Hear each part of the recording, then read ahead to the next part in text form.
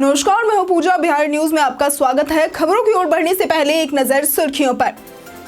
महाशिवरात्रि पर सीएम नीतीश ने दी बिहार वासियों को बधाई।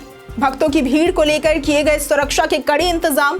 149 वर्षों बाद बना ऐसा दुर्लभ संयोग। बिहार में अब विजिलेंस ब्यूरो करेगा भ्रष्टाचार की निगरानी। निगरानी विभाग ने मांगी दर्ज मामलों की जिलावार सूची। अपर मुख्य सचिव ने मामलों की निगरानी के दिए निर्देश। बक्सर जिले में मिली प्राचीन टेराकोटा की मूर्तियों में नजर आ रहे शिव पार्वती विवाह के दृश्य। बिहार की सबसे प्राचीन मिट्टी की मूर्ति है टेराकोटा की ये मूर्तियां। बिहार कैबिनेट ने 3,921 नए पदों के सृजन को दी मंजूरी। शिक्षा विभाग में होगी 2,000 से ज्यादा प्रधानाध्यापकों की बहाली। बैठक में कुल 146 प्रस्ताव हुए पारित। बिहार में अब स्कूली छात्रों को मिलेगा ITI प्रशिक्षण। शॉर्ट टर्म कोर्स में थ्योरी और प्रैक्टिकल होंगे शामिल। बिहार बनेगा ये व्यवस्था लागू करने वाला पहला राज्य। चलिए अब बढ़ते हैं शाम तक की बड़ी खबरों की ओर विस्तार से। महाशिवरात्रि पर सीएम नीतीश ने दी बिहार वासियों को बधाई। बिहार के सीएम नीतीश कुमार ने महाशिवरात्रि के अवसर पर बिहार वासियों को शुभकामनाएं दी। राज्य के विभिन्न शिवालयों में भक्तों की भारी भीड़ उमड़ी। श्रद्धालु जल, बेलपत्र, धतूरा आदि से भगवान शिव की पूजा अर्चना कर रहे हैं। सुरक्षा के कड़े इंतजाम किए गए हैं। भक्तों की सुविधा के लिए पुलिस व स्थानीय स्वयंसेवक व्यवस्था संभाल रहे हैं। 200 वर्षों पुराने बालखंडेश्वर महादेव मंदिर का विशेष महत्व माना जाता है। 200 वर्षों पुराने बालखंडेश्वर महादेव मंदिर का विशेष महत्व माना जाता है, जहां हल चलाने के दौरान मिली शिवलिंग स्थापित की गई थी। इसे मन्नतनाथ भी कहा जाता है क्योंकि यहां मांगी गई मन्नतें पूरी होती हैं। इस वर्ष 149 वर्षों बाद दुर्लभ संयोग बना है, जिसमें सर्वार्थ सिद्धि योग भी शामिल है, जिससे कुछ राशियों को विशेष लाभ मिलने की संभावना है। राज्य के छोटे अस्पतालों को मिलेगी पंजीकरण से छूट। बिहार सरकार ने 40 बेड से कम वाले छोटे अस्पतालों को बिहार क्लिनिकल प्रतिष्ठान कानून 2025 के तहत पंजीकरण से छूट देने का निर्णय लिया है। हालांकि उन्हें अन्य सरकारी प्राधिकारों के साथ पंजीकरण की मौजूदा प्रक्रिया का पालन करना होगा। 40 से अधिक बेड वाले अस्पतालों के लिए पंजीकरण अनिवार्य रहेगा। अंतिम पंजीकरण अब 5 साल के लिए वैध होगा और इसे 10 दिनों के भीतर जारी किया जाएगा। इसके अलावा सरकार ने घरेलू हिंसा से प्रभावित महिलाओं की सहायता के लिए अनुमंडल, जिला और राज्य स्तर पर पूर्णकालिक संरक्षण अधिकारियों की नियुक्ति हेतु अलग कैडर बनाने के प्रस्ताव को भी मंजूरी दी है। बिहार में अब विजिलेंस ब्यूरो करेगा भ्रष्टाचार की निगरानी। बिहार सरकार ने भ्रष्टाचार के मामलों की निगरानी विजिलेंस ब्यूरो को सौंपने का फैसला लिया है। निगरानी विभाग ने भ्रष्टाचार निवारण अधिनियम 1988 के तहत दर्ज मामलों की जिलावार सूची मांगी है। अपर मुख्य सचिव अरविंद कुमार चौधरी ने सभी मामलों की निगरानी और जल्द सजा दिलाने के निर्देश जारी किए हैं। अभियोजन शाखा को सक्रिय कर फॉलो अप करने को कहा गया है। बैठक में भ्रष्टाचारियों की संपत्ति जब्त करने के लिए मामलों की सुनवाई एक निश्चित बेंच से कराने का प्रस्ताव रखा गया है। चौधरी ने पटना हाईकोर्ट के निबंधक से पत्राचार का आश्वासन दिया। विशेष लोक अभियोजकों को मार्च अंत तक बहसपूर्ण मामलों में निर्णय सुनिश्चित करने के निर्देश दिए गए हैं।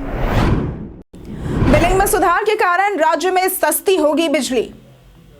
बिहार में 90% से अधिक उपभोक्ताओं को समय पर बिजली बिल मिल रहा है और 94% से अधिक उपभोक्ता बिल का भुगतान कर रहे हैं। इससे कंपनी के तकनीकी और व्यवसायिक नुकसान में कमी आई है, जिससे भविष्य में बिजली दरें सस्ती हो सकती है। वित्तीय वर्ष 2021-22 में उत्तर बिहार की बिलिंग क्षमता 79.88% और दक्षिण बिहार की 77.60% थी, जो कि 2023-24 में 86.62% और 82% हो गई है। पहली बार नए वित्तीय वर्ष में बिजली दरें नहीं बढ़ाई जाएंगी। स्मार्ट मीटर उपभोक्ताओं को 25 पैसे प्रति यूनिट सस्ती बिजली मिलेगी। अगर सुधार जारी रहा तो और अधिक रियायतें मिलने की उम्मीद है। बक्सर जिले में मिली प्राचीन टेराकोटा की मूर्तियां। बिहार में अब तक मिली प्राचीन मूर्तियों में शिव पार्वती से संबंधित मूर्तियां प्रमुख मानी जाती हैं। बक्सर जिले के चौसागढ़ से गुप्त काल यानी कि 4वीं-5वीं शताब्दी की एक टेराकोटा मूर्ति मिली है, जिसमें शिव पार्वती विवाह का दृश्य उकेरा गया है।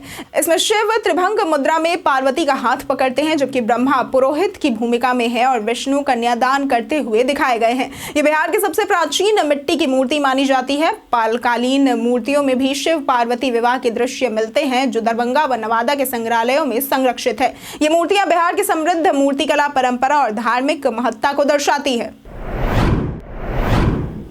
बिहार में अब स्कूली छात्रों को मिलेगा ITI प्रशिक्षण। बिहार के सरकारी स्कूलों में कक्षा 9वीं और 11वीं के लगभग 25 लाख छात्रों को नए शैक्षणिक सत्र 2025-26 से हर शनिवार नजदीकी आईटीआई में व्यावसायिक प्रशिक्षण मिलेगा। वे फिटर, वेल्डर, प्लम्बर, इलेक्ट्रिकल जैसे शॉर्ट टर्म कोर्स कर सकेंगे, जिसमें थ्योरी और प्रैक्टिकल शामिल होंगे। शिक्षा विभाग और श्रम संसाधन विभाग ने इसके लिए सरकारी हाई स्कूलों को अच्छे ग्रेड वाले आईटीआई से जोड़ने की योजना बनाई है। बिहार कौशल विकास मिशन कोर्स डिजाइन कर रहा है। प्रशिक्षण में अनुदेशकों की कमी होने पर अतिथि अनुदेशक भी रखे जाएंगे। शिक्षा विभाग श्रम संसाधन विभाग को बच्चों के हिसाब से राशि प्रदान करेगा, जिससे आईटीआई का विकास होगा। बिहार यह व्यवस्था लागू करने वाला पहला राज्य होगा। बिहार के इन पारंपरिक उत्पादों को मिलेगा जीआई टैग।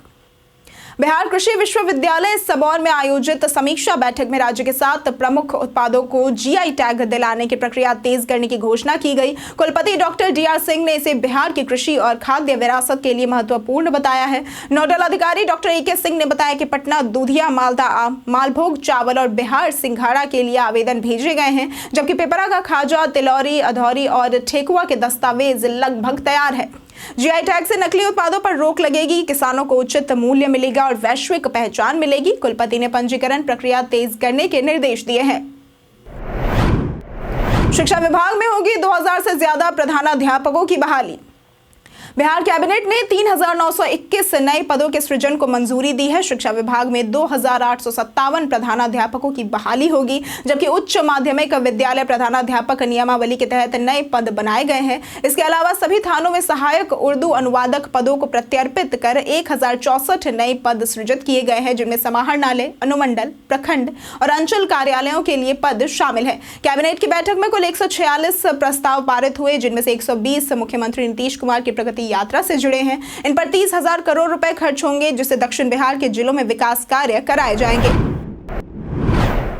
बिहार के अल्पसंख्यक विद्यालयों में शुरू होगी दीदी की रसोई।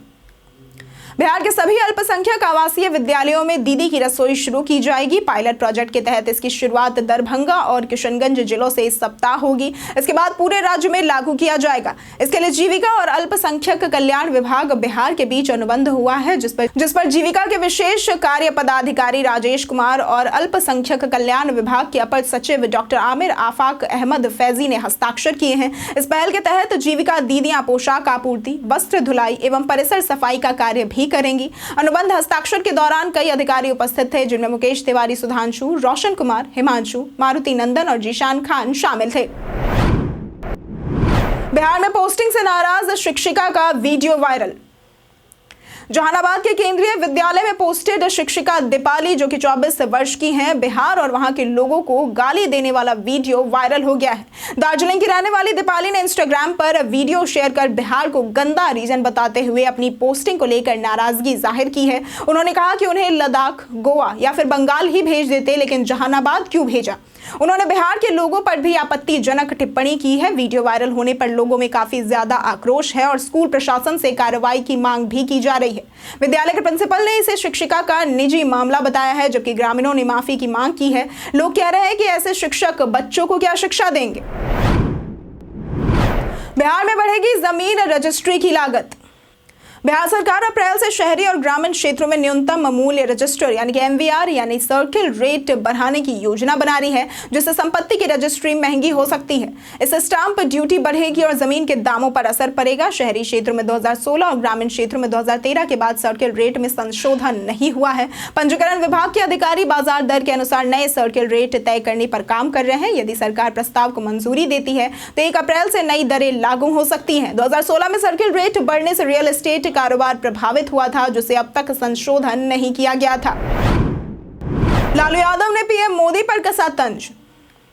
प्रधानमंत्री नरेंद्र मोदी 24 फरवरी को भागलपुर आए और किसान सम्मान जनसभा में मखाना के फायदे बताए। उन्होंने इसे सुपर फूड बताते हुए कहा कि वे साल में 300 दिन मखाना खाते हैं और इसे वैश्विक बाजार तक पहुंचाने की जरूरत है। इस पर राजद सुप्रीमो लालू यादव ने तंज कसते हुए कहा कि अगली बार पीएम बिहारी भुजा खाएंगे, भागलपुरी सिल्क पहनेंगे और बिहार से बचपन का रिश्ता जोड़ेंगे।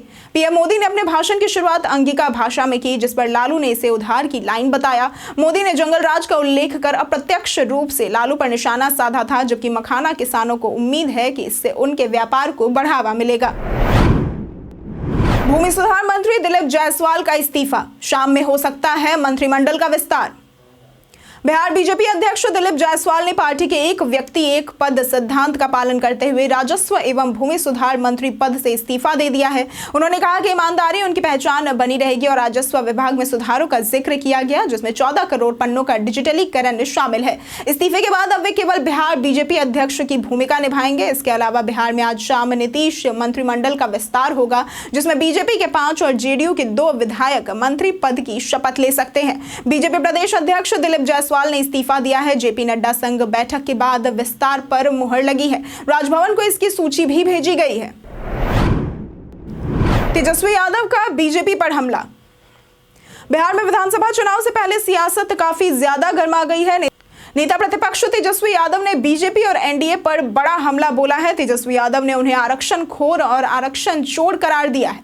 उन्होंने आरोप लगाया है कि उनकी सरकार के कार्यकाल में बढ़ाए गए 65% तक आरक्षण को केंद्र की बीजेपी सरकार ने संविधान की 9वीं अनुसूची में नहीं डाला है, जिससे आरक्षित वर्गों को नुकसान हुआ है। उन्होंने ये दावा किया कि 50,000 से अधिक युवाओं को नौकरियों से वंचित होना पड़ा है। तेजस्वी ने लोगों से बीजेपी एनडीए को सबक सिखाने की अपील की है। वहीं आज बिहार में मंत्रिमंडल विस्तार की भी संभावना है, जिसमें बीजेपी के साथ नए मंत्रियों के शपथ लेने की चर्चा है। इमरान खान ने पाकिस्तान टीम की लगाई क्लास।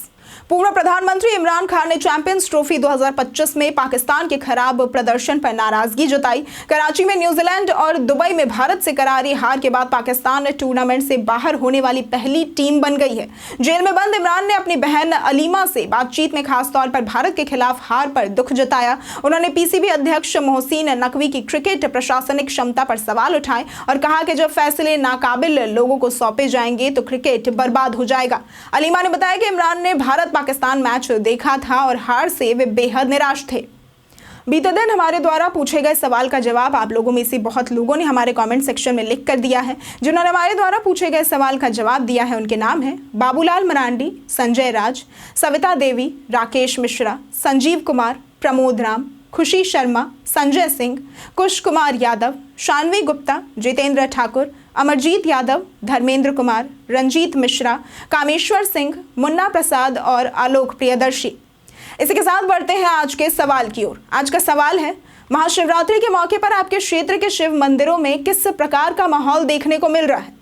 आप अपना जवाब हमें हमारे कमेंट सेक्शन में लिखकर जरूर बताएं। आज के लिए सिर्फ इतना ही। बिहार की तमाम खबरों के साथ बने रहने के लिए देखते रहें बिहारी न्यूज। और साथ ही अगर आप यूट्यूब चैनल पर देख रहे हैं तो चैनल को सब्सक्राइब करें और अगर आप फेसबुक पेज पर देख रहे हैं तो लाइक और फॉलो जरूर करें।